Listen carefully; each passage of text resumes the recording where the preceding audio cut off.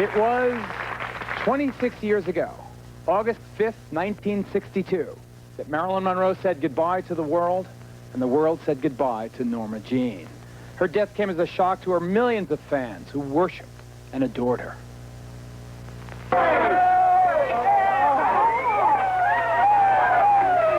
She seemed to live for the camera, flamboyant even in the company of the other hot Hollywood properties of the day, then only slightly more subdued alongside her famous husband, the Yankee Clipper, baseball's Joe DiMaggio, and then his absolute opposite, the thoughtful playwright Arthur Miller. But the history of Marilyn Monroe, as it's being rewritten, reveals that this public beauty led a private life and even more lofty company than we knew. Mr. President, the late Marilyn Monroe.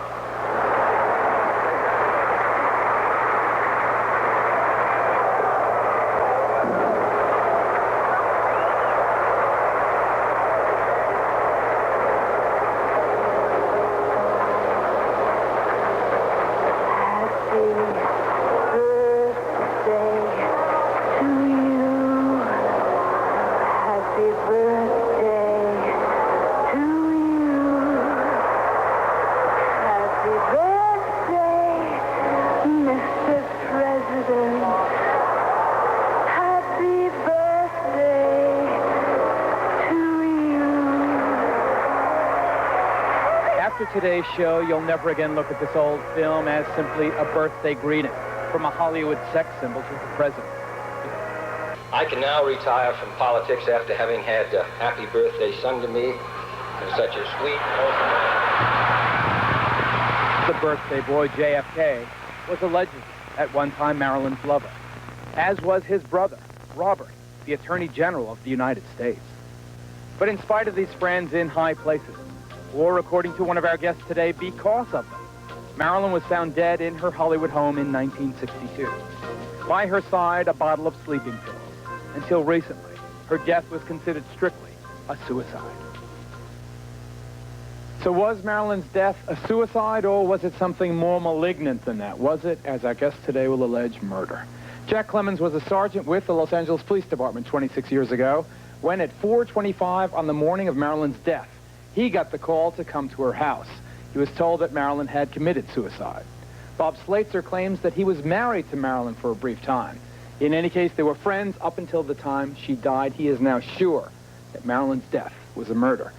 Milos Briglio, a Los Angeles private eye who spent 15 years investigating this case, tells of Marilyn's death at the hands of the mob in the current edition of Celebrity Plus magazine. Then Sergeant, finally Lieutenant Clemmons, now retired. Jack, you were also the watch commander that morning. How did you get the call to go to Marilyn's house?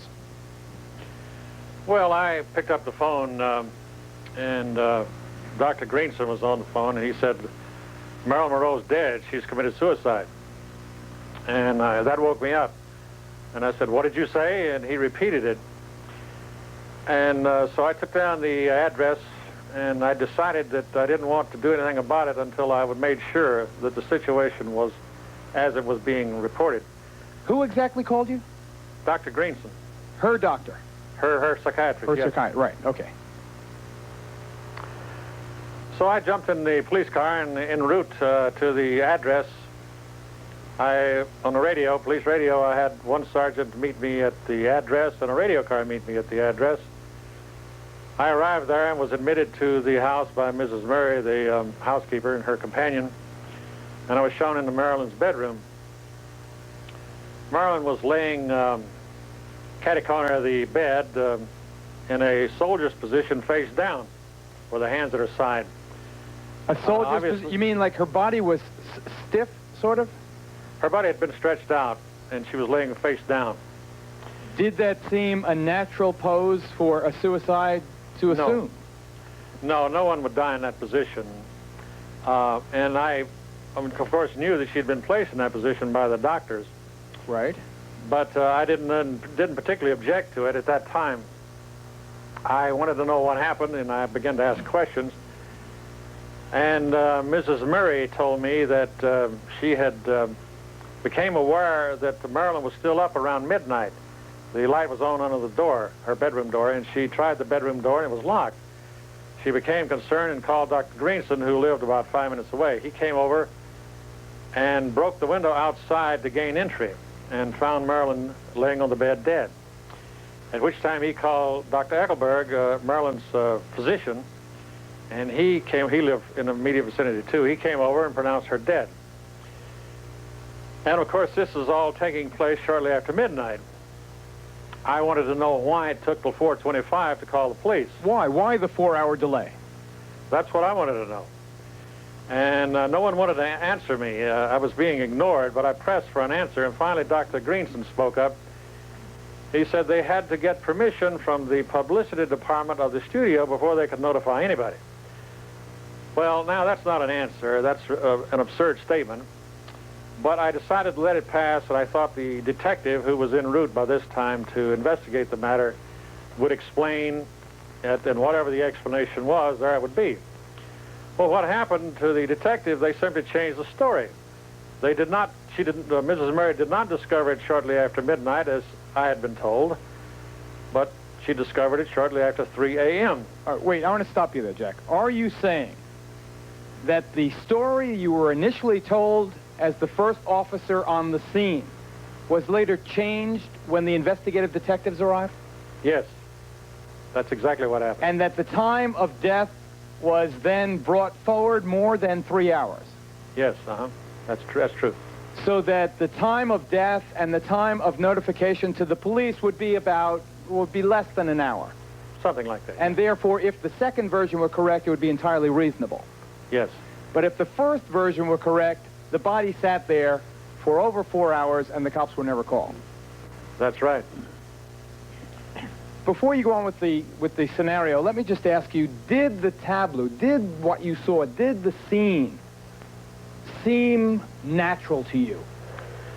No, it didn't. There was about 8 or 10 bottles of pills on a nightstand next to the bed. They were all empty. They were one of them. I looked at the bottles, and there was a couple of big ones, and most of them were small. And Dr. Greenson said, he said, she must have swallowed all of them. And I looked in the bathroom, which was immediately just outside the room. And there was no glass, no water glass anywhere. And I asked if anybody had discovered or seen a note, a suicide note. No, there were no notes. But the strangest thing, Geraldo, the strangest thing to me at the time, and I will never forget it, was the attitude of Dr. Greenson. The psychiatrist? The psychiatrist.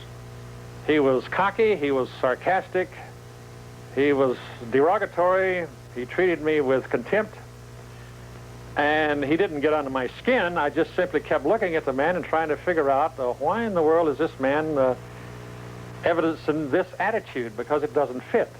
It just doesn't fit the scene. So no remorse or sadness over the passing of his patient? No. The other two individuals, Mrs. Murray, she was depressed. She was very quiet, very timid. And Dr. Eckelberg, he was very dejected also. Those two attitudes fit the scene. But Dr. Greenson did not fit the scene, not at all. And a story I heard later from an ambulance driver by the name of Jim Hall explained the situation. How so? Well, Jim Hall drove an ambulance for Schaefer Ambulance Service.